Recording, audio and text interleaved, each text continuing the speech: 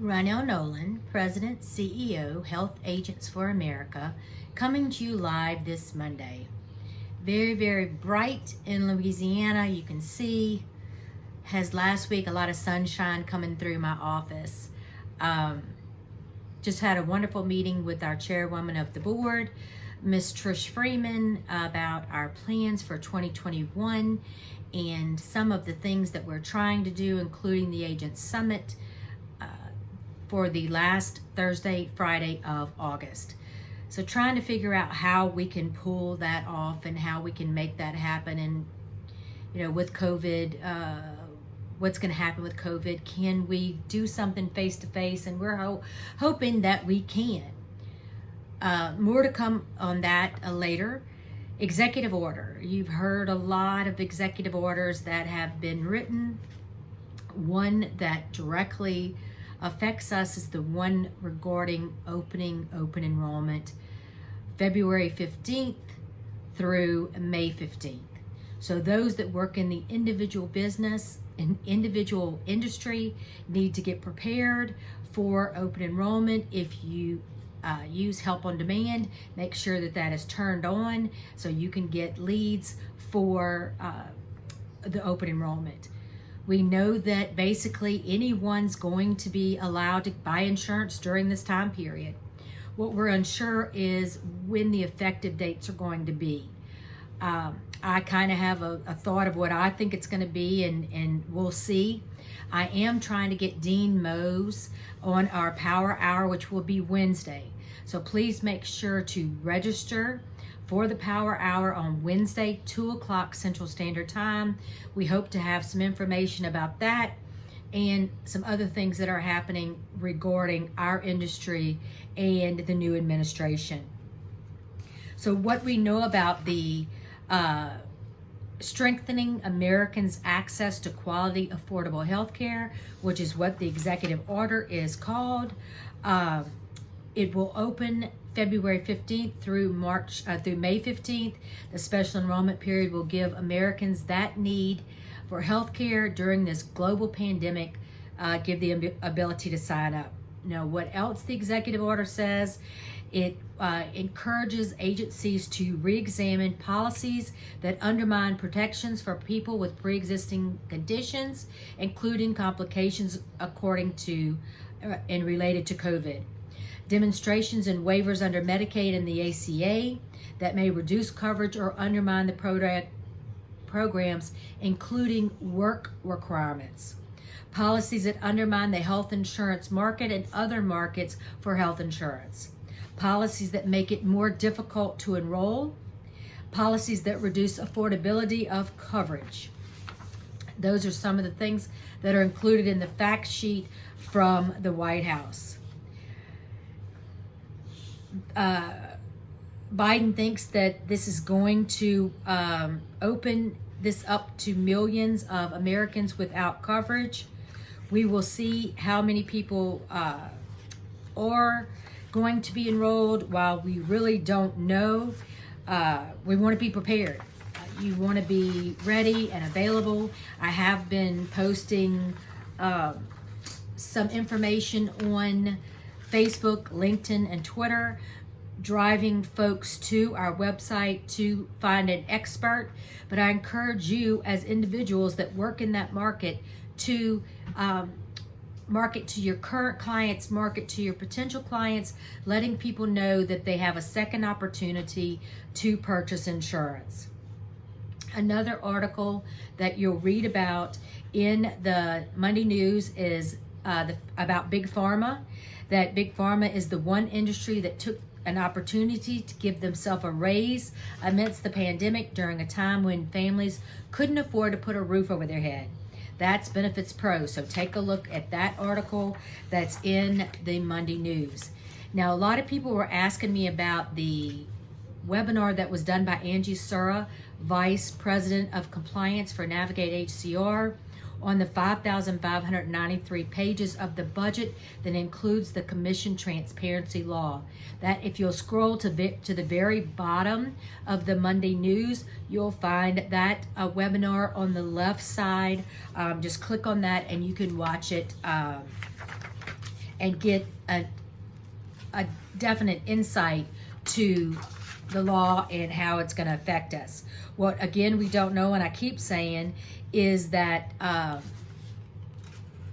the Department of Labor will tell us what the rules and regs are. So we won't know until we have a Department of Labor Secretary of Department of Labor. We will not know until that person is confirmed by the Senate to really know how we're going to go forward and adhere to this law. So another article that's included is what can Biden and healthcare do in 100 days? A couple of things I wanted to bring to your attention, but please read that article that's included. And this is Benefits Pro. It says, with the razor-thin Democratic majorities in both the House and the Senate and many other priorities in addition to healthcare, Biden is unlikely to succeed in accomplishing all of his health agenda, says Larry Levitt of Kaiser Foundation. Also, there's a couple of other things I wanted to share with you from this article.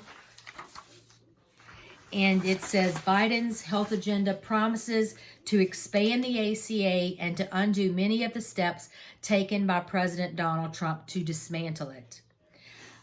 He says, I will not only restore Obamacare, I will build on it. You can keep your private insurance if you like, or you can choose a Medicare-like public option, was what Biden said during his campaign, one of his campaign events. Do we think that that's going to be able to happen? It's going to be very, very tough. Again, with such a razor-thin majority. Also, what we've been talking about and concerned about is Trump's administration rules promoting short-term medical and association plans. This article says there's a lot of people insured through those plans, so changing that policy is a very tricky thing. And that was by Joseph Antos of the American Enterprise Institute.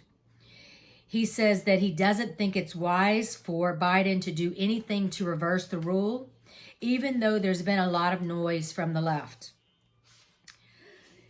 You know, what are you going to do for all those people that have been enrolled in these plans? Do you just take their insurance away when this administration says that they're trying to give more people insurance?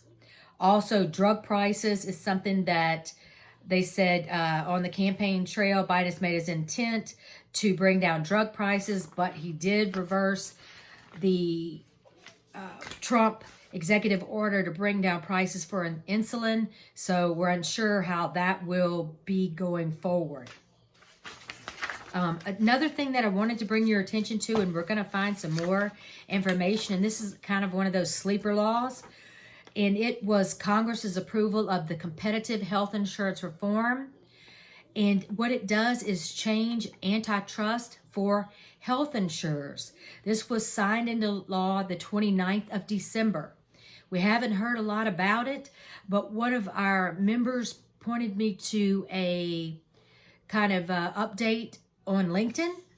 And basically the law says, it was signed into law January 13th, the 21st, so right before this switch of administration, and insurance companies now would be subject to antitrust. And the reason being, they said that in one quarter, United Healthcare had a $6.7 billion profit. Humana had a $1.8 billion profit in a quarter. And that's what this person said, which derived some of the passing of this law, which had no opposition whatsoever. We're going to try to see if we can get someone to do either a talk on that, or at least come on to the Power Hour and give us an update on how that could affect our industry. We want to keep our eye on the ball, and as I said last Monday, keep our eyes wide open as things happen, and they're going to happen. They're going to happen very quickly. You're going to see a lot of things, if not by law, because of the, the razor-thin majority of the Democrats, you're going to see a lot of things done by executive order. There's a lot of talk about giving more money to the Navigator program. Be aware of that.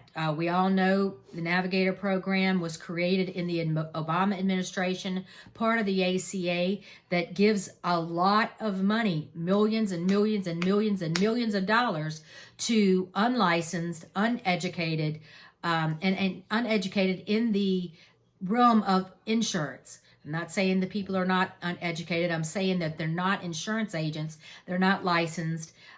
They do not carry E&O, and they're selling insurance. I don't care if you call it enrolling or whatever. It's selling insurance. Make it as easy as possible, because it's not enrolling. It's selling. Very important for us to keep our eye on the ball on that.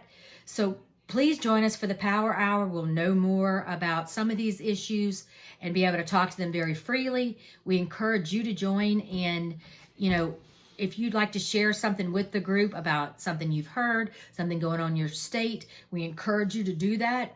It's an open forum. It's not recorded. It's only for HAFA agents. It's not for anyone else to be able to listen, just for us. So, please join us. Please call if you need anything. The HAFA office is open.